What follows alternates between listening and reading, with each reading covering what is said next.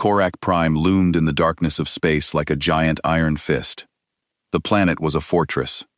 Its surface was buried beneath endless cities, colossal weapon factories, towering shipyards, and military strongholds that stretched from horizon to horizon. Massive orbital defense platforms circled the world, their cannons powerful enough to shatter asteroids with a single volley. This was not simply the capital of the Korak Empire. It was a machine built for war. Around the planet, 300 Korak warships floated in flawless formation. Each vessel was positioned with mathematical precision. Thousands of guns pointed toward the empty void, waiting, watching, ready. At the center of the fleet drifted the flagship, Bone Crusher, a monstrous battleship, nearly twice the size of humanity's largest dreadnought. Its black armor absorbed the surrounding starlight, while rows of heavy plasma cannons lined its hull like the fangs of some ancient beast. On its bridge stood Warlord Cathmar. Over 8 feet tall, covered in scarred gray armor-like skin, the veteran commander looked more like a predator than a soldier. He folded his massive arms behind his back and stared through the bridge viewport. "Let them come," he rumbled. His deep voice echoed through the silent command deck. "We will show these humans what real power looks like." The officers answered with confident smiles. Why wouldn't they? This was the greatest fleet the Korak Empire had ever assembled. Every battle group, every elite squadron, every veteran commander, called home for one decisive battle. 300 warships, millions of soldiers, enough firepower to erase civilizations. No enemy had ever survived facing such strength. Suddenly, a warning tone echoed across the bridge. The sensor officer looked up from his console. "My lord," his voice carried the first hint of uncertainty. "Human vessels have entered the system." Cathmar's eyes narrowed. "Numbers?" The officer swallowed. "Approximately 200 warships." A grin spread across the warlord's face, exposing rows of razor-sharp teeth. "Only 200? A low laugh rolled through the bridge. "I expected more from these so-called Deathworlders." The officers laughed with him. Victory seemed inevitable. Until the tactical display changed. The laughter stopped. Instead of advancing toward Korak Prime, the human fleet split apart.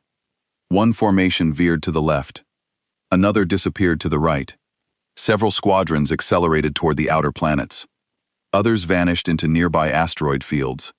A handful simply disappeared beyond sensor range. Confusion spread across the bridge. The tactical officer frowned. "My lord." He enlarged the holographic map. "They aren't forming a battle line. They're scattering." Cathmar stared at the display. His smile slowly disappeared. "This makes no sense. No fleet attacks like this." The human ships ignored every accepted rule of galactic warfare. No defensive wall. No central command formation. No predictable attack vector. It looked chaotic. The tactical officer spoke again. "What are they doing?" No one answered. Across the bridge, experienced commanders exchanged uneasy glances. Ancient military doctrine had remained unchanged for thousands of years.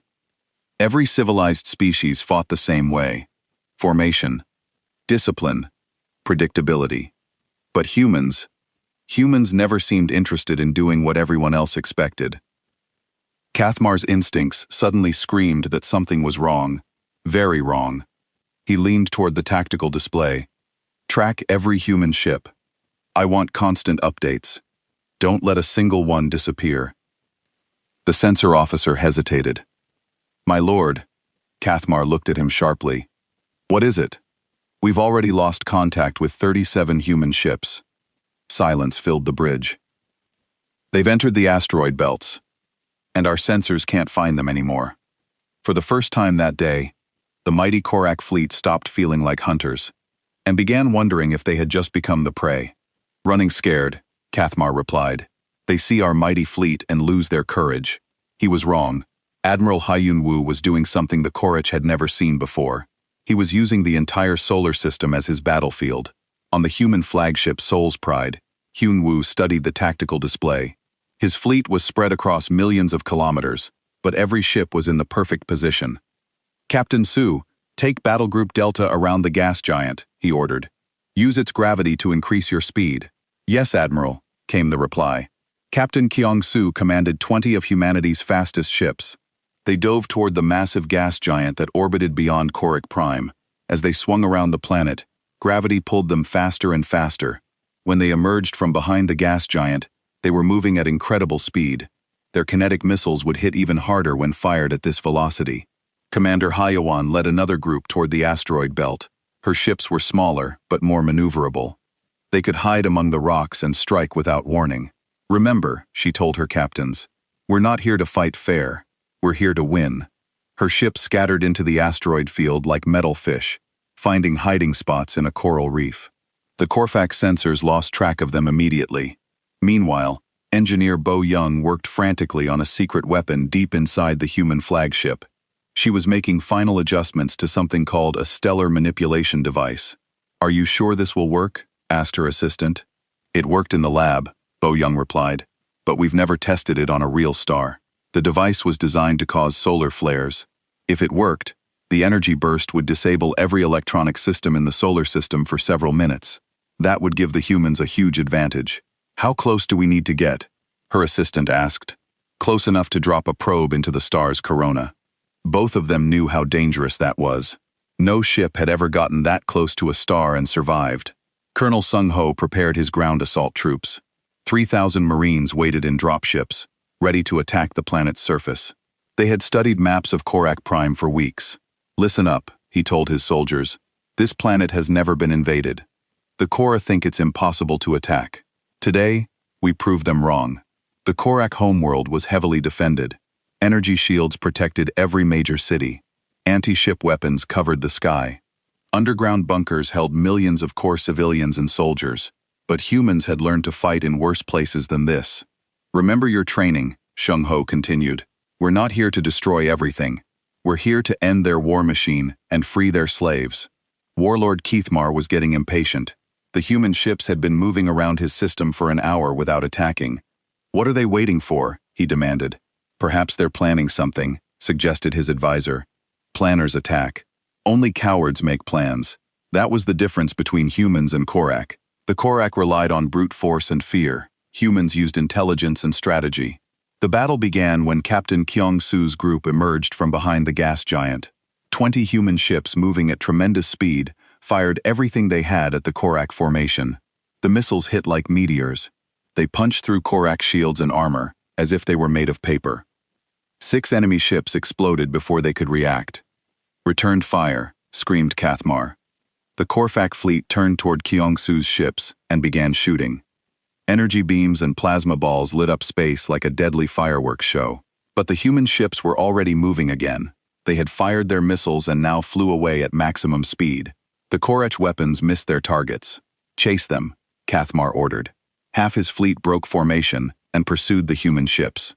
That was exactly what Admiral Hyun-woo wanted. As soon as the Korech ships spread out, Commander Hwan attacked from the asteroid belt. Her vessels appeared from behind rocks like space pirates, firing at the confused enemy formation. The Korech found themselves fighting on 2 fronts. Some ships chased Kyung-soo's group. Others tried to deal with Hwan's asteroid fighters. Their perfect formation was breaking apart. Admiral called Captain Cho. The Korech are scattered. Now's our chance. Hyan-woo gave the order he'd been waiting to give. All remaining ships, attack. Target their flagship. 50 human vessels that had been hiding behind the system's moon suddenly appeared. They dove straight toward Kathmar's massive ship, firing everything they had. The Bone Crusher was powerful, but it couldn't fight 50 ships at once. Human missiles and plasma beams hit it from every direction. Shields failing, cried the Korak engineer. Impossible, Kathmar roared.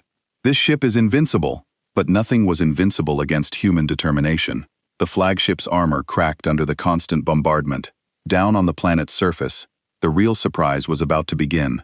Colonel Sun-ho's dropships had been hiding in the gas giant's atmosphere. Now they flew straight toward Korak Prime. Sir, called the planetary defense commander, I'm detecting incoming ships. They're coming from the direction of the gas giant. Shoot them down, Kathmar ordered. But the human dropships were small and fast. They dove through the planet's atmosphere like falling stars. Most of them made it to the surface. 3,000 human Marines landed in the heart of the Korak capital city. They had studied the layout for weeks and knew exactly where to go. Team Alpha, secure the government center, ordered Colonel Sung Ho. Team Beta, take the communication array. Team Gamma, find the slave pens. The Korfak had never fought urban warfare against humans. Their soldiers were used to open battles where the strongest side won. They didn't know how to fight an enemy that used buildings, sewers, and rooftops as weapons. Sergeant Park moved through the city like a ghost. He had grown up in the crowded streets of Seoul and knew how to use urban terrain. Behind him, his squad eliminated Korfak patrols with silent efficiency. The Korfak defenders were confused and scared. These humans appeared from nowhere, struck hard, then disappeared again. It was like fighting the wind.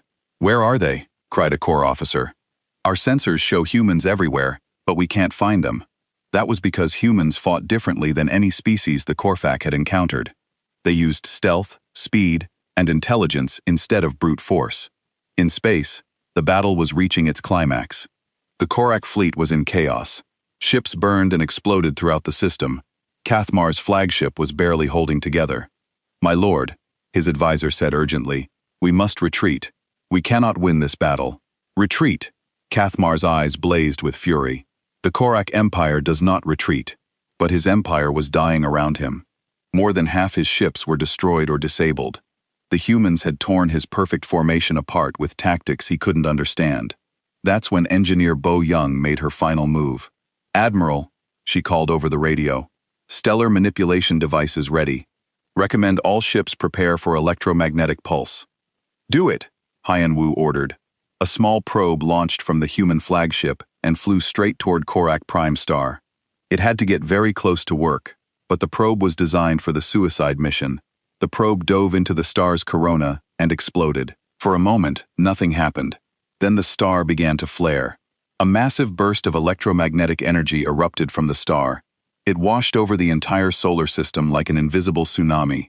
Every Korfak ship suddenly went dark. Their computers crashed. Their weapons stopped working. Their engines died. But the human ships kept fighting. They had been designed to survive electromagnetic pulses. Their electronics were hardened against exactly this kind of attack. "What happened?" Keith demanded. But his ship's systems were dead. He couldn't even communicate with his own fleet. The humans pressed their advantage. With the Korak ships helpless, they moved in for the final attack. Missile after missile hit the disabled enemy vessels. In minutes, the mighty Korfak fleet was reduced to floating wreckage. "Sir," Captain Chio reported, "enemy fleet is completely destroyed. The planet's defenses are offline." Admiral Hyan Wu looked at the tactical display. Red dots representing Korfak ships had been replaced by gray dots representing debris. The most powerful fleet in this part of the galaxy was gone. "What are your orders, Admiral?" Tue asked. Hyan Wu thought about the billions of slaves suffering throughout Korfak space. The human fleet dropped out of hyperspace at the edge of the Volani system. What they saw made every crew member angry. 5 beautiful blue-green planets hung in space, but 3 of them were burning.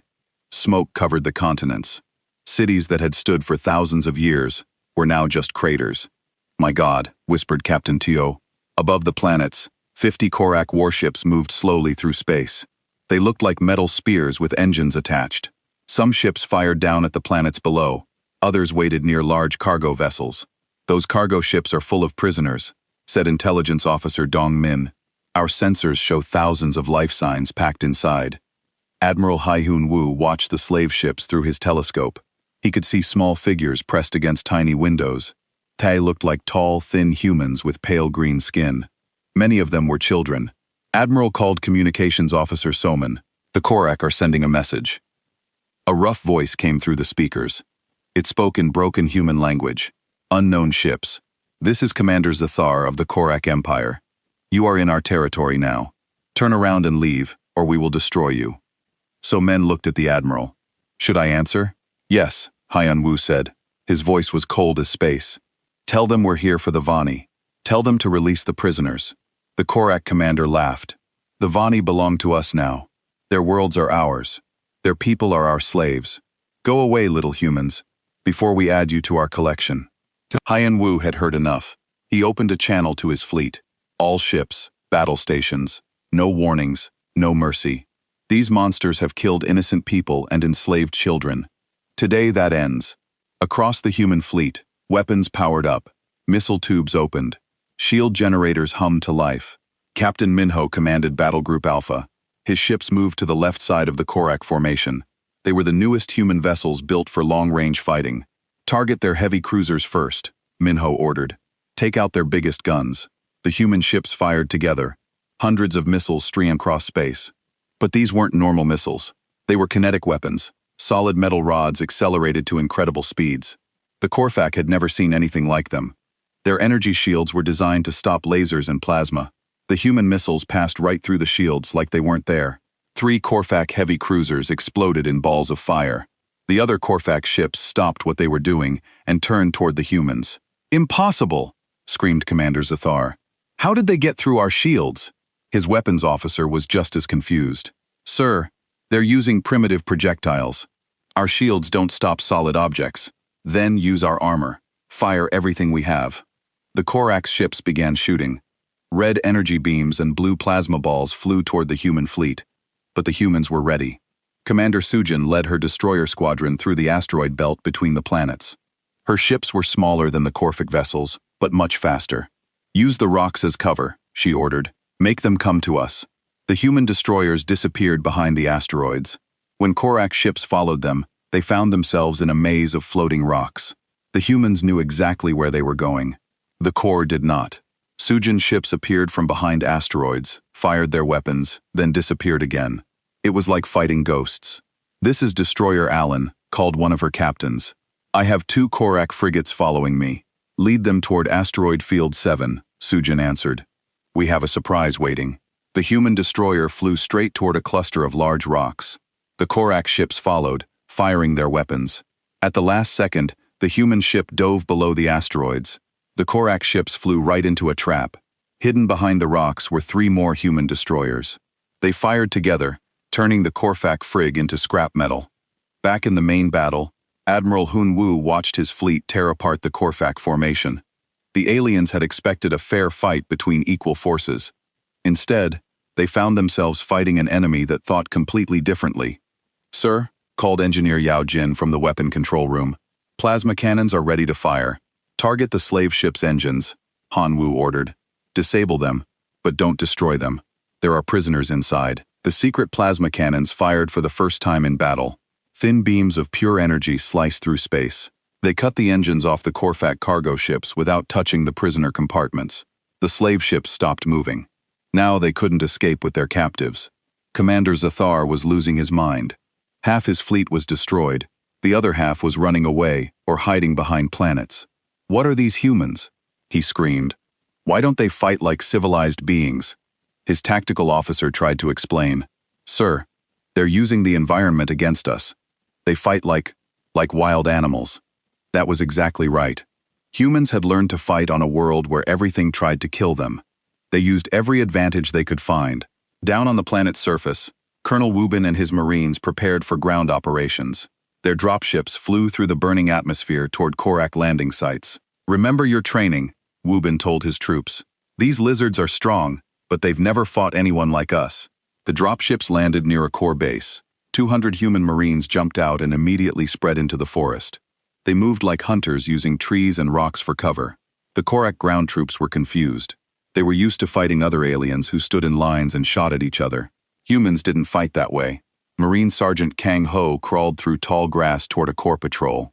The aliens walked in a straight line, making noise and easy targets. Kang Ho had grown up hunting deer in the mountains of Korea. This was easier. He took down 3 Korfak soldiers before they knew he was there. His squad did the same to other patrols. Within an hour, the Korak base was surrounded by invisible enemies. "Where are they?" cried a Corps officer. "Our sensors show humans everywhere, but we can't see them." The answer came when the humans attacked from all sides at once. They moved through the forest like ghosts, appearing just long enough to shoot, then disappearing again. The Korach had trained to fight on open battlefields. They didn't know how to fight an enemy that used the land itself as a weapon. In space, the battle was almost over. Only 10 core ships were still fighting. The rest were destroyed or fleeing. Commander Zue's flagship was damaged and leaking air. Admiral called Captain Cho. "We're receiving a transmission from the planet. It's from the Vani. A weak voice came through the speakers. It was different from the first distress call, but just as scared. Human ships, this is Governor Quendel. We cannot believe you came. The Corfax said no one would help us. Admiral Hunu smiled for the first time in days. Governor, we heard your call. We're here to help. Thank you, the Vani said. His voice was full of tears. Thank you for saving us. But the battle wasn't over yet. Commander Zathar had one more trick. His damaged ship began moving toward the largest Vani city. If I die, I take them with me, he screamed. Captain Minho saw what was happening. Admiral, that Korex ship is on a collision course with the capital city. 2 million Volani live there. Yan Wu didn't hesitate. All ships concentrate fire on that vessel. Stop it now. Every human weapon in range fired at once. Missiles, plasma beams, and kinetic rounds all hit the Corfac flagship. The ship exploded just above the planet's atmosphere. The pieces burned up before they could hit the city. Commander Zathar was dead. His fleet was destroyed. The Korax invasion was over. Admiral said, "So Min, we're getting messages from across the galaxy. Other civilizations are asking what happened here." Yan Wu looked at the rescued slave ships and the burning Corfac wreckage. Word of this battle would spread to every corner of known space. "Tell them the truth," he said. "Tell them they asked for help, and humans answered the call." The first battle was won, but this was just the beginning. The galaxy had just learned that there were new players in the game, and these new players didn't like bullies. The shipyards around Earth had never been so busy. Ships moved through space like metal fish, swimming to the same place. Admiral Hyun Woo watched from the bridge of his flagship as the fleet grew larger every hour. Commander Jin Su stood next to a massive dreadnought called Insin Thunder. Workers moved around the ship like ants loading weapons and supplies. The ship was as long as 3 city blocks and had enough firepower to level a small moon. "Status report," Jin Su said into his radio. "Missile tubes loaded," came the answer. "Plasma cannons are ready. Shield generators at full power." Jin Su smiled. The ship was his baby. He had helped design it 5 years ago. Back then, people said it was too big, too expensive. Now he was glad they built it anyway. Engineer Ya Jin worked deep inside the ship. She was checking the new plasma cannons. These weapons were still secret. They could cut through ship armor like a hot knife through butter. "How do they look?" asked her assistant. "Perfect," Yejin said. "The Corfac won't know what hit them." She had spent 3 years making these cannons work. The power requirements were huge, but they were worth it. One shot could destroy a cruiser. On the military station above Mars, Lieutenant Dong Mian talked to his Marines. 200 soldiers sat in rows, listening carefully. They were the best fighters humanity had trained. "Listen up," Dong Min said. "We're going to fight aliens called the Korak. They are bigger than humans, stronger too, but they've never fought on a death world." He showed them pictures on the screen. The core looked like lizards that walked on 2 legs. They had thick skin and sharp teeth. "Their home planets are easy places to live," Dongmin continued. "No extreme weather, no dangerous animals. They never had to become tough like us." A Marine raised her hand. "What about their weapons?" "Energy rifles. Good for long range, but they've never fought in close combat against someone who grew up dodging hurricanes and earthquakes." The Marines laughed. They understood. In another part of the station, Pilot Han ran practice flights with her squadron. 20 small fighters moved through fake asteroid fields. They twisted and turned like birds in the sky. "Remember," Hyun said over the radio, "we use the environment, hide behind rocks, use gravity to speed up, make them chase us into places they don't want to go." Her fighters were fast and smart. Each one had a human pilot who learned to fly in Earth's dangerous skies. Storm winds and electrical storms had made them the best pilots in known space. "Hyun, you really think we can beat an empire?" asked one of her pilots. "That we beat nature every day," she answered. "How hard can aliens be?" Admiral Hyun Woo moved between ships, checking on preparations. Every vessel was different. Some were big, like the Incheon Thunder. Others were small and fast, but all of them were built by humans who knew how to survive. The repair ship Busan Hope carried medical supplies and parts to fix damaged vessels. The stealth ship Soul Ghost and Daegu Shadow could hide from enemy sensors. The carrier Gwangju Pride held 3 squadrons of fighters. Admiral Captain Cho called over the radio. "We have a problem." Hyun Woo hurried to the command ship. Teo was looking at reports from across human space. "What is it?"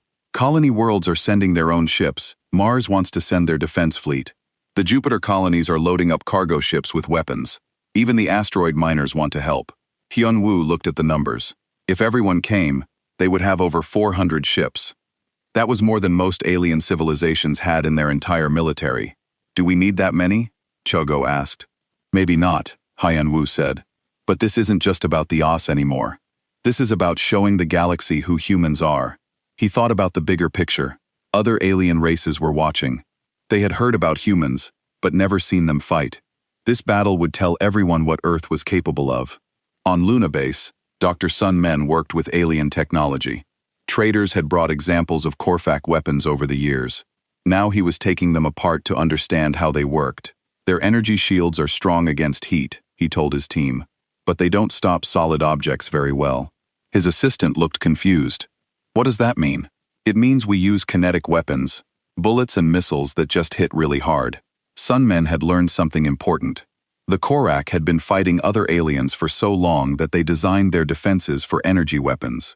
Most civilized species used lasers and plasma, but humans still loved old-fashioned projectiles that simply smashed into things. Strategic AI area was operated by Technical Officer Eugene. The computer was so smart it could think like a human, but much faster. Eugene fed it all the information they had about Korvac tactics. Arya, what's the best way to attack them? Eugene asked. The computer's voice was calm and female. Korvac's strategy relies on overwhelming firepower and fear. They expect enemies to retreat when facing superior numbers. They do not adapt well to unexpected tactics. What do you recommend? Hit them hard and fast. Use weapons they don't expect. Force them to fight in ways they haven't trained for. Eugene smiled. That sounded very human. As the fleet prepared, word spread through the galaxy. Alien traders carried news of the massive human mobilization. Some civilizations were curious, others were afraid. On the peaceful world of Centauri Beta, the insect-like Zahirians watched their sensors in shock. How many ships do the humans have? Asked their leader. More than our entire species has ever built, answered their military commander, and they're all moving toward Korvac space. Are the humans expanding their territory? No, sir. Intelligence says they're responding to a distress call from someone called the Vani. The Zephyrian leader was confused. They're sending their entire fleet to help strangers. It appears so. What kind of species does that? No one had an answer. Back at Earth, the final ships were ready. Admiral Hyun-woo stood on the bridge of his flagship, looking out at the armada. 437 vessels hung in space like sleeping giants. Each ship carried the best technology humans could build. Weapons that could crack planets, shields that could stop stars, and crews who had grown up on the most dangerous world in the galaxy. All ships report ready, said Captain Teo-jo. Hyun-woo opened a channel to the entire fleet. His voice would reach every ship, every crew member. People of Earth, he began. Today, we leave our solar system not as conquerors, but as protectors. Somewhere in the darkness, innocent people are dying while their killers laugh. He paused, thinking of the fear in the veiny voice. The Korvac Empire thinks no one will challenge them.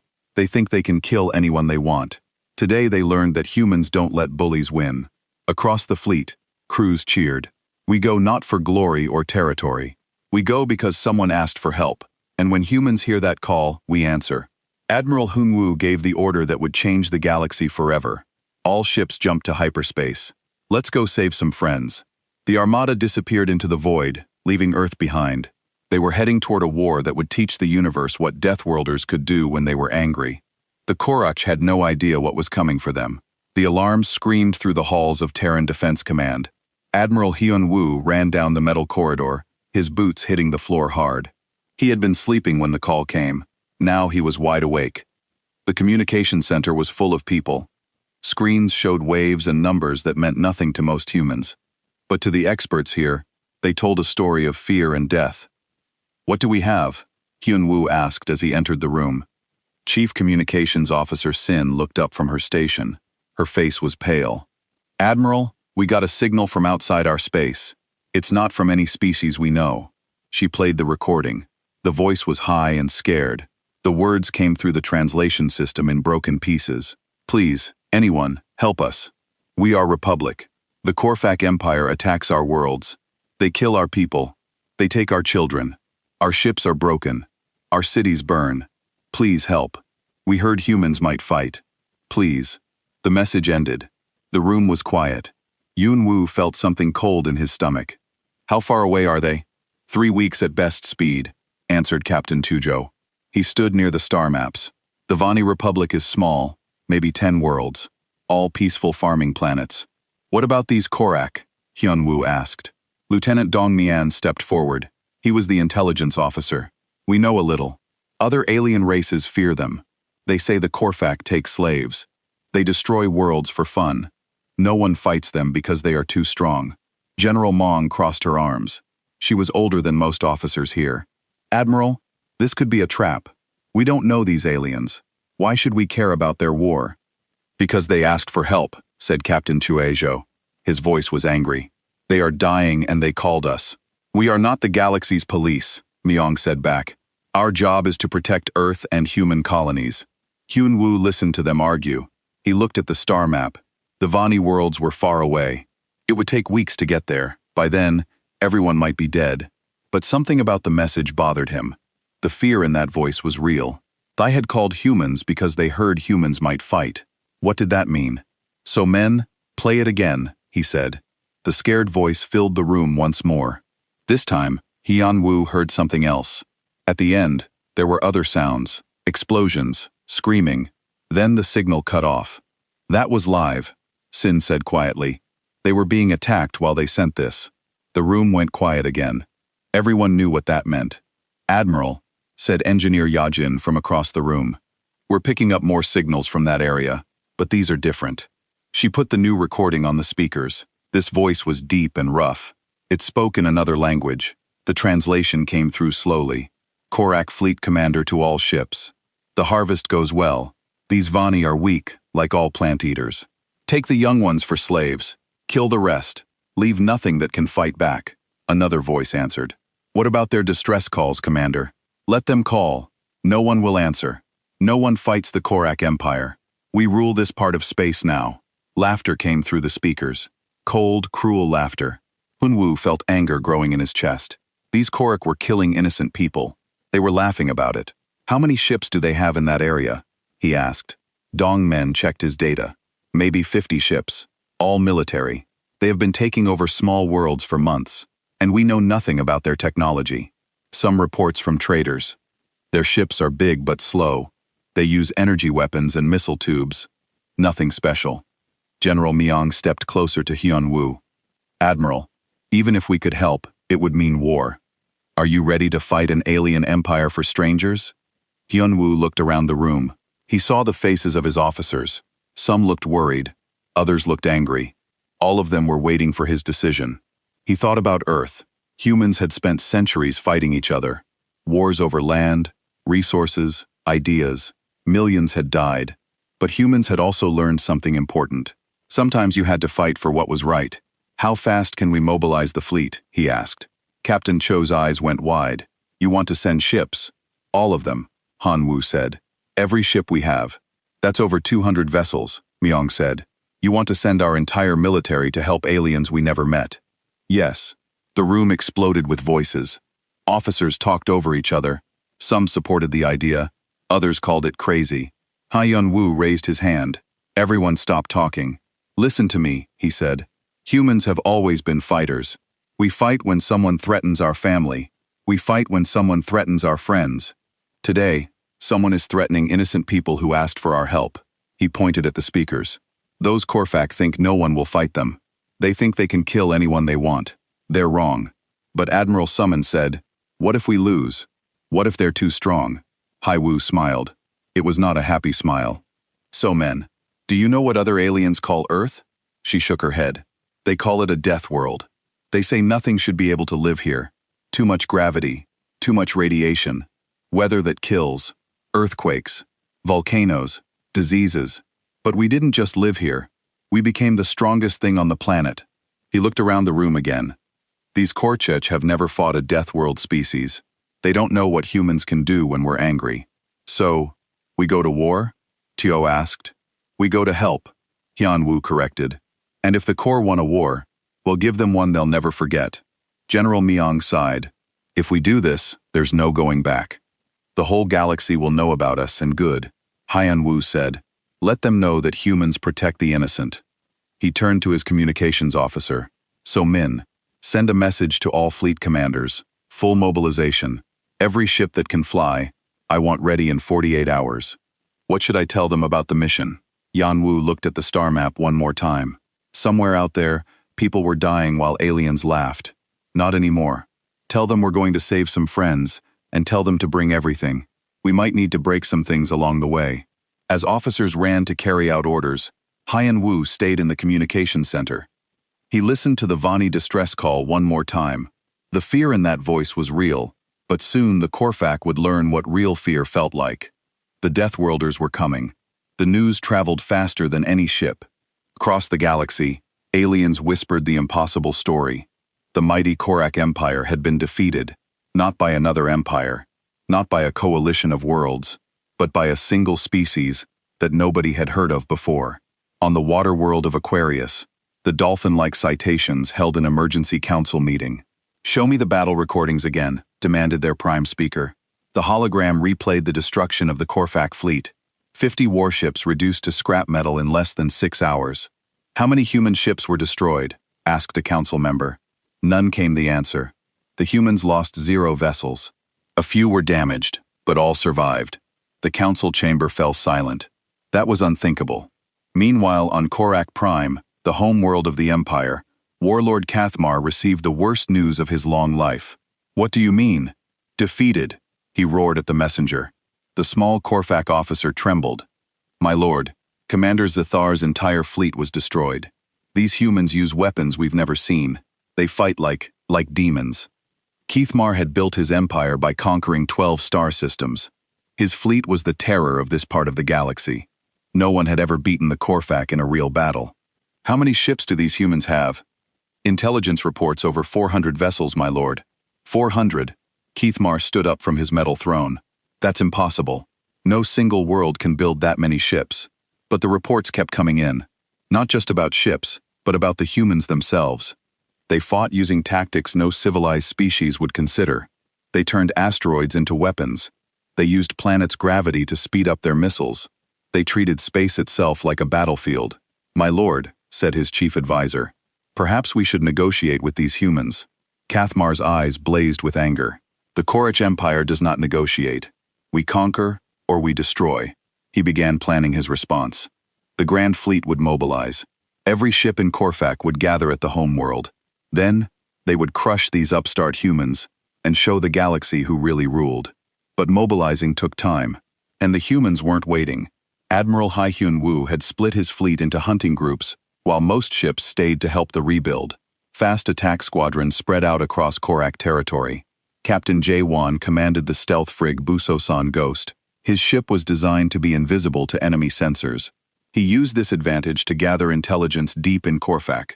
Sir, called his sensor operator, I'm detecting a prison planet ahead. Heavy guard presence. J1 studied the readings. The planet was a rocky world with no natural life, but sensors showed thousands of alien prisoners in underground facilities. How many guards? He asked. Maybe 50 Kork soldiers. They're not expecting trouble this deep in their territory. Joman smiled. Then let's give them some trouble they'll never forget. The Bususan Ghost moved closer to the planet. Its stealth systems kept it hidden, while John's crew studied the prison complex. The intelligence they gathered would help plan future rescue operations. On another world, Major Yuno led a special forces team in liberating a slave camp. Her soldiers moved through the Korak facility like shadows. They had trained for this kind of mission on Earth's most dangerous terrains. Teams Alpha and Beta, take the guard towers, she whispered into her radio. Team Gamma, secure the prisoner quarters. No core survives. The operation was perfect. The Korak guards never knew what hit them. Within an hour, 3,000 alien slaves were free.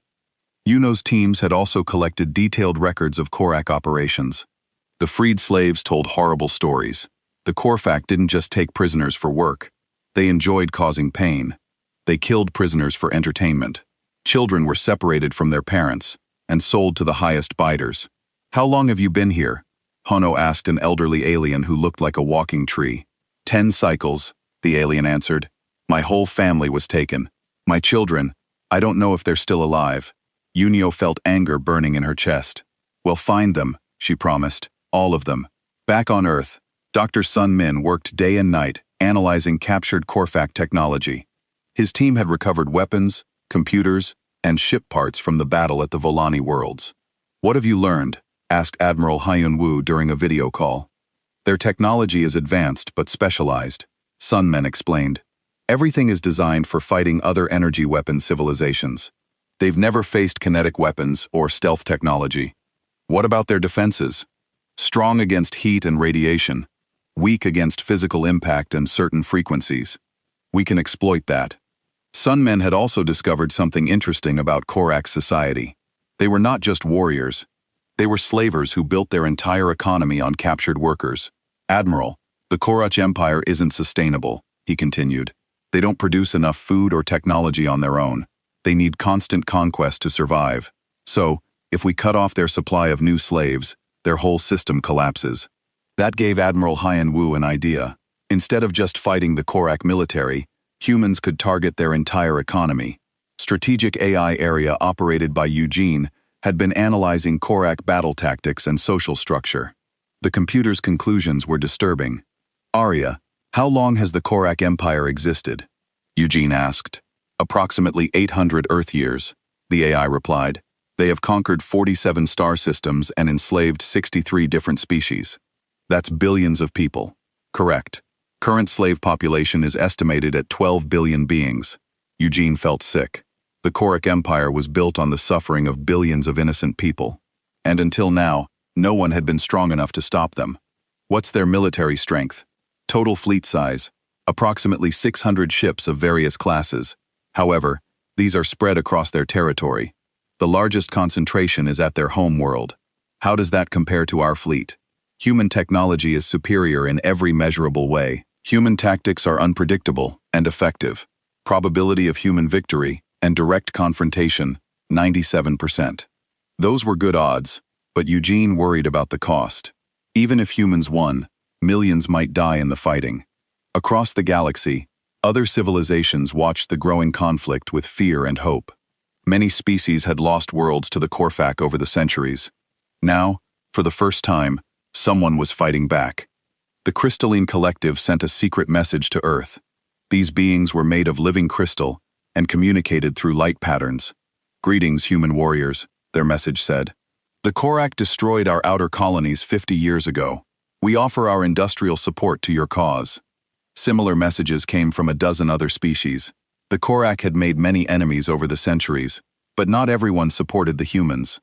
The hegemony of Care had been allies with the Korvac for 200 years. They sent their own warning to Earth. Humans, you do not understand what you have started. The Korvac Empire has ruled this region for centuries. Challenge them and you challenge the natural order of the galaxy. Admiral Hyun Woo read the message and laughed.